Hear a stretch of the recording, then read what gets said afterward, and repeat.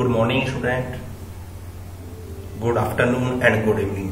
जो जब भी इस वीडियो को देख रहा है सभी के लिए मैं अरविंद जारवाल आज आपके सामने फिर से एक नए वीडियो के साथ, एक नए टॉपिक के साथ फिर से आपके सामने प्रेजेंट करने जा रहा हूं। चैप्टर नंबर 3 अर्थशास्त्र 12th क्लास, जिसमें आज हम यहाँ पर कुछ टॉपिक्स पे डिस्कस करेंगे और उन टॉपिक में हम मेन टॉपिक लेके आए हैं मांग, डिमांड। डिमांड क्या है, वास्तव में मांग में परिवर्तन किस प्रकार से होता है, उन सभी टॉपिक्स को हम यहाँ पर आपके सामने प्रेजेंट करेंगे। उम्मीद करता हूं आपको ये टॉपिक बहुत अच्छे लगेगा, बहुत अच्छा समझ में आएगा। अगर आपको कहीं भी इस टॉपिक्स में या कहीं समझने में कुछ भी आपको प्रॉब्लम आती है तो कमेंट बॉक्स में जरूर डालें। हम आपके सामने प्रेजेंट करने जा रहे हैं सभी के सामने स्टूडेंट्स इसको देख रहे हैं वीडियो को, मांग में परिवर्तन तथा मांग मात्रा में परिवर्तन।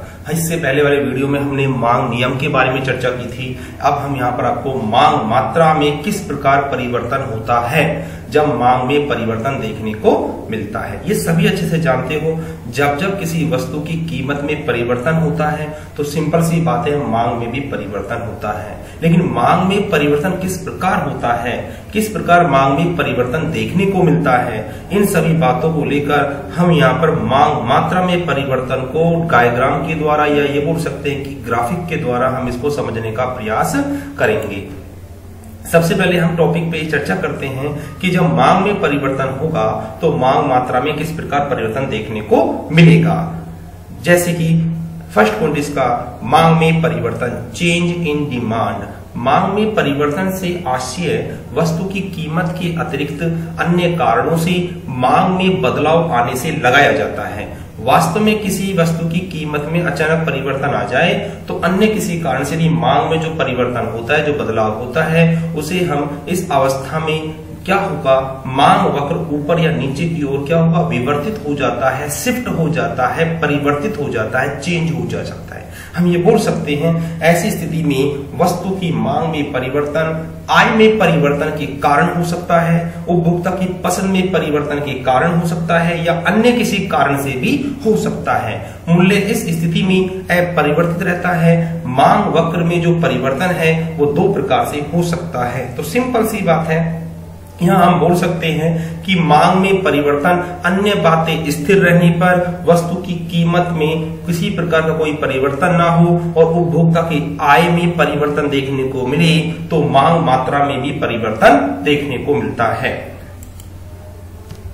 यहाँ पर मांग मात्रा में परिवर्तन दो प्रकार से होता है, एक बार मांग मात्रा में वृद्धि, एक बार मांग मात्रा में कमी। या हम ये बोल सकते हैं कि मांग वक्र का दाहिनी ओर खिसकना या मांग वक्र का बाईनी ओर खिसकना, या फिर कह सकते हैं शिफ्ट होना। तो सबसे पहले हम चर्चा करेंगे जब मांग वक्र दाहिनी ओर शिफ्ट होता है या राइट हैंड की ओर शिफ्ट होता है तो किस प्रकार की स्थिति के कारण ऐसा होता है। सबसे पहले हम चर्चा करेंगे मांग वक्र का दाहिनी ओर या ऊपर की ओर खिसकना। मांग वक्र का दाहिनी ओर तब खिसकता है या तब शिफ्ट होता है जब कीमत में तो किसी प्रकार का कोई परिवर्तन ना हो और उपभोक्ता की आय में क्या हो जाए, वृद्धि हो जाए। तो इससे क्या होगा, वस्तु की मांग बढ़ जाती है और वस्तु की मांग बढ़ने से मांग मात्रा में क्या होगी, वृद्धि होगी, और मांग मात्रा वृद्धि होने से मांग वक्र राइट हैंड की ओर या दाहिने हाथ की ओर क्या हो जाता है, शिफ्ट हो जाता है या परिवर्तित हो जाता है। इसे हम इस डायग्राम के द्वारा समझाने का आपको प्रयास करेंगे। डायग्राम देखो क्या कहना चाह रहा है। डायग्राम ये बताया गया है जब OY अक्ष पर वस्तु की कीमत को शो किया गया है तथा OX अक्ष पर वस्तु की मांग मात्रा को शो किया गया है। ठीक है ना। प्रारंभ में जो DD मांग वक्र है, ठीक है, जहां पर मांग मात्रा में OQ वस्तु की कीमत है, OQ वस्तु की मांग मात्रा है और OP वस्तु की कीमत है, जहां पर DD मांग मात्रा है। यदि किसी कारण से उपभोक्ता की आय में क्या हो जाए, वृद्धि हो जाए, उपभोक्ता की आय में वृद्धि होगी तो सिंपल सी बात है वस्तु की कीमत क्या रहेगी, स्थिर रहेगी। तो मांग में क्या होगी, स्वाभाविक है वृद्धि होगी, और मांग में वृद्धि होगी तो इससे क्या होगा, मांग D से DD1 और D1 क्या हो जाएगा, ऊपर की ओर शिफ्ट हो जाता है। तो इसको हम बोल सकते हैं कि मांग वक्र का राइट हैंड की ओर क्या होना, शिफ्ट होना या राइट हैंड की ओर परिवर्तित होना, ठीक है ना। तो सिंपल सी बात हम यहाँ बता सकते हैं सभी स्टूडेंट्स को कि यदि किसी कारण से उपभोक्ता की आय में अगर वृद्धि देखने को मिलती है तो मांग मात्रा में भी वृद्धि देखने को मिलती है, और मांग मात्रा की वृद्धि ही हम बोल सकते हैं कि मांग का राइट हैंड की ओर शिफ्ट हो जाना, जहां पर ए से शिफ्ट होकर क्या हो जाता है, बी हो जाता है, ठीक है। उम्मीद करता हूं ये पॉइंट सबको समझ में आया होगा। चलो आगे देखते हैं। इसे हम एक व्याख्या द्वारा समझा सकते हैं, जैसा कि मैंने अभी आपको रिवाइज भी करा दिया था। जैसा कि चित्र में दर्शाया गया है कि वस्तु की कीमत ओपी रहती है, लेकिन उपभोक्ता की मांग ओक्यू से बढ़कर OQ1 हो जाती है। तो आय में जो वृद्धि देखने को मिलती है, इसे हम मांग में वृद्धि या इंक्रीज इन डिमांड के नाम से जानते हैं। अगला है हमारा, जब मांग वक्र बाईं ओर शिफ्ट हो जाती है, या कह सकते हैं कि लेफ्ट हैंड की ओर शिफ्ट हो जाती है, या नीचे की ओर खिसक जाता है, तो ऐसी स्थिति के अंदर क्या होता है, ऐसी स्थिति के अंदर ये स्थिति तब होती है जब किसी कारण से वस्तु के मूल्य में किसी प्रकार का परिवर्तन देखने को ना मिले और उपभोक्ता की आय में कमी देखने को मिले। तो कहीं ना कहीं हम ये बोल सकते हैं कि आय में कमी होने से मांग मात्रा में क्या होगी, कमी होगी, और मांग मात्रा में कमी ही मांग वक्र का लेफ्ट हैंड की ओर या उल्टे हाथ की ओर या बाएं हाथ की ओर क्या हो जाता है, परिवर्तित हो जाता है। इसे हम एक चित्र द्वारा यहाँ पर प्रेजेंट कर सकते हैं, आपको समझा सकते हैं। जैसा कि चित्र से स्पष्ट है कि OX अक्ष पर वस्तु की मांग मात्रा को तथा OY अक्ष पर वस्तु की कीमत को दर्शाया गया है, ठीक है। यहाँ पर जो वस्तु की कीमत तो स्थिर होने के कारण OP तथा OQ1 होने पर, OQ1 जो आपके सामने स्थिति दिखाई दे रही है, ये स्थिति कहीं ना कहीं दाईं ओर शिफ्ट होने की स्थिति को बता रहा है। यहाँ पर DD मांग वक्र प्रारंभिक मांग वक्र है, जहाँ पर OQ वस्तु की मांग मात्रा है और OP वस्तु की कीमत है। यदि किसी कारण से उपभोक्ता की आय में क्या हो रही है, कमी देखने को मिल रही है, कमी होने के कारण क्या होगा कि मांग वक्र DD से D1 लेफ्ट हैंड की ओर या A से B की ओर क्या हो रहा है, शिफ्ट हो रहा है या परिवर्तित हो रहा है। इसका मतलब यही हुआ कि कहीं ना कहीं आय में कमी होने से मांग मात्रा में भी कमी देखने को मिल रही है, ठीक है। और इसका सीधा सा असर उपभोक्ता की आय से ही पड़ता है, जिसे हम यहाँ पर एक व्याख्या के द्वारा हम इसको यहाँ पर समझाने का आपको प्रयास करेंगे, ठीक है ना। व्याख्या के अंदर हम ये बताने की कोशिश करेंगे कि जैसे जैसे चित्र में OP वस्तु की कीमत आपके सामने, ये OP वस्तु की कीमत है, OQ वस्तु की मांग मात्रा है, ठीक है ना। जब किसी कारण से OQ मांग मात्रा से जब ये घटकर क्या हो जाता है, OQ हो जाता है, क्या हो जाता है, OQ। तो ऐसी स्थिति कब होगी, जब उपभोक्ता की आय किस में कमी होगी, उपभोक्ता की आय में क्या हो जाए, कमी हो जाए, आय क्या हो जाए, कम। इनकम में जब कमी देखने को मिले तो ऐसी स्थिति के अंदर कहीं ना कहीं मांग में भी क्या होगी, कमी होगी, और उपभोक्ता वस्तु की क्या करेगा, कम मांग करेगा। और इस अवस्था में मांग DD से नीचे की ओर खिसक कर D1 हो जाता है, क्या हो जाता है, D1, ठीक है। चित्र के द्वारा हम इसको समझाने का पूरा प्रयास कर रहे हैं। उम्मीद करता हूँ आपको ये टॉपिक जरूर समझ में आया होगा, क्योंकि यहाँ पर कहीं ना कहीं आय में कमी का प्रभाव या आय में वृद्धि का प्रभाव मांग मात्रा में क्या होगा, कमी या वृद्धि के प्रभाव दिखाई देता है। और जहां पर मांग वक्र में भी क्या होता है, परिवर्तन होता है। इसे हम मांग में शिफ्ट होना भी बता सकते हैं।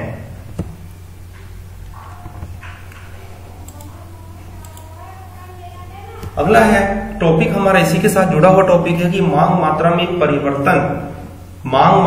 परिवर्तन, change in quantity of demand क्या है। देखें, किसी वस्तु की कीमत में कमी अथवा वृद्धि, किसी वस्तु की कीमत में कमी अथवा वृद्धि क्या बता रहा है आपको कि वस्तु की मांगी जाने वाली मात्रा में क्या होगा, परिवर्तन होगा।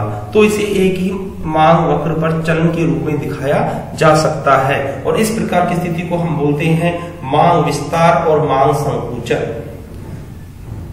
जो कंट्रक्शन और एक्सपेंशन का मतलब ये हम बोल सकते हैं कि यदि किसी कारण से कीमत क्या हो जाए, किसी वस्तु की कम हो जाए और उसकी मांग तेजी से क्या हो जाए, बढ़ जाए, तो ऐसी स्थिति के अंदर हम उस सिचुएशन को मांग विस्तार के नाम से जानते हैं। और यदि किसी कारण से किसी वस्तु की कीमत क्या हो जाए, अधिक हो जाए और उस वस्तु की मांग में क्या देखने को मिले, कमी देखने को मिले, तो उस स्थिति को हम मांग संकुचन के नाम से जानते हैं। और इन दोनों को ही हम यहाँ पर एक ग्राफिक्स के द्वारा, एक डायग्राम के द्वारा स्पष्ट कर सकते हैं।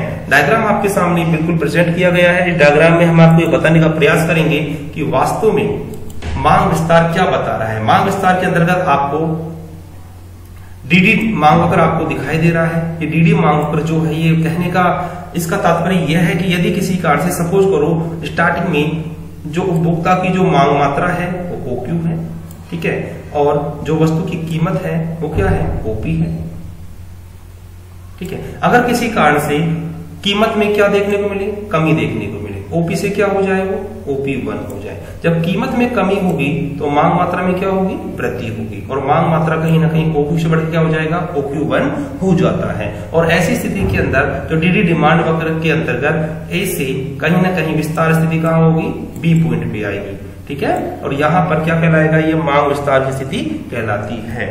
फिर रिपीट कर देता हूं, अगर किसी कारण से वस्तु की कीमत में कमी देखने को मिले तो कहीं ना कहीं कीमत में कमी होने से मांग मात्रा में क्या होगी, वृद्धि होगी, या मांग में क्या होगी, वृद्धि होगी। और मांग में वृद्धि ही कहीं ना कहीं मांग विस्तार को बतलाता है।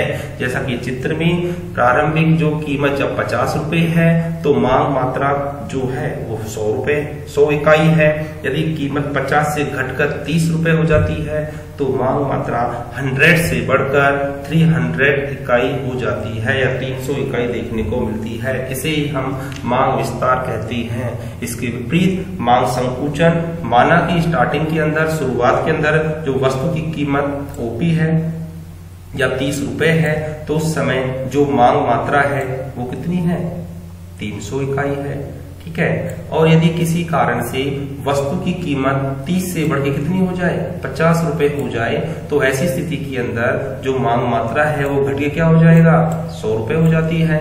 तो कहने का अर्थ है जब कीमत एकदम तेजी से बढ़ जाती है तो वस्तु की मांग मात्रा घट के क्या हो जाती है, 300 से 100 इकाई हो जाती है। तो इस स्थिति को हम A to B, ऊपर की ओर क्या होगा, ये कीमत बढ़ने से शिफ्ट हो जाता है, और इस स्थिति को हम बोलते हैं मांग संकुचन या कंट्रक्शन के नाम से इसको जाना जाता है, ठीक है ना।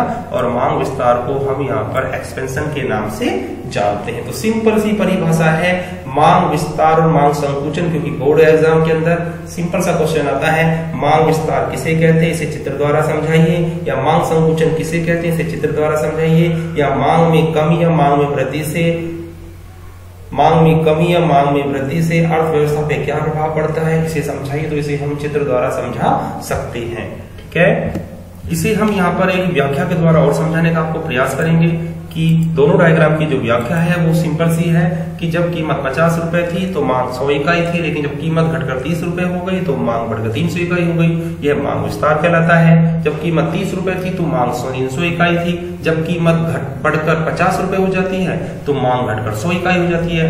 यह कहलाता है मांग संकुचन। जैसा कि मैंने आप दोनों डायग्राम के अंदर आपको समझाने का प्रयास किया, यही क्वेश्चन हमारा क्लियर होता है मांग विस्तार में मांग संकुचन।